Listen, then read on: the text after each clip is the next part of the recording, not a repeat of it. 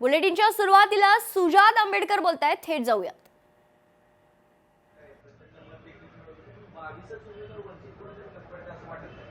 नाही, असं वाटत नाही मला. कारण बाळासाहेब आंबेडकरांनी जेव्हा लोकसभा लढवलेली तेव्हा त्यांना ज्या वॉर्डामधनं सगळ्यात जास्त लीड होता त्याच 22 ठिकाणी आम्ही उमेदवार उभे केलेले, म्हणून मला कुठे ह्याच्यात कमीपणा वाटत नाही.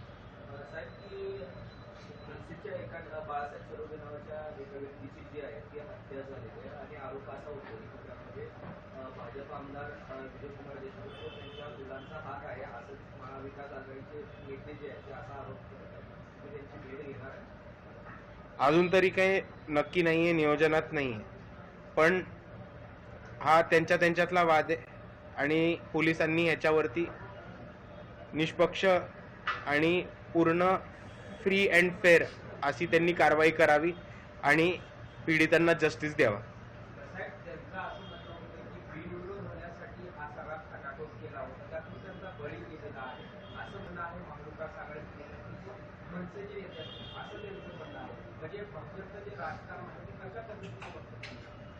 हे बघा, भाजपचे जे राजकारण आहे ते दबावशाही आणि दादागिरीचं आहेच.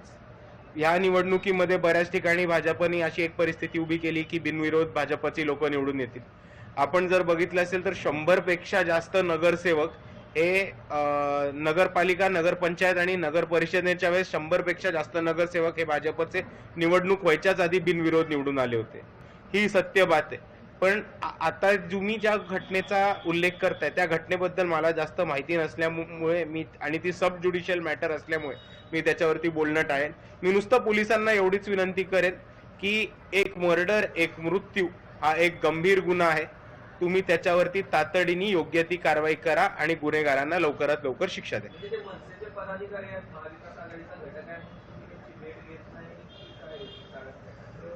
हे बघा, माझा आज 3 तास हा सोलापूर दौरा आहे.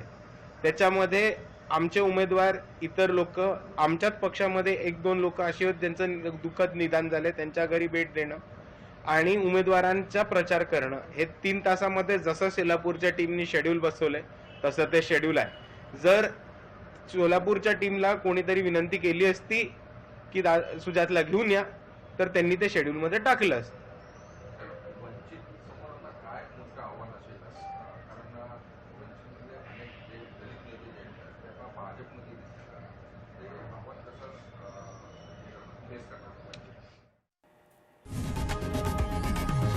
लोकशाही मराठी ऐका, पहा, जागरूक रहा.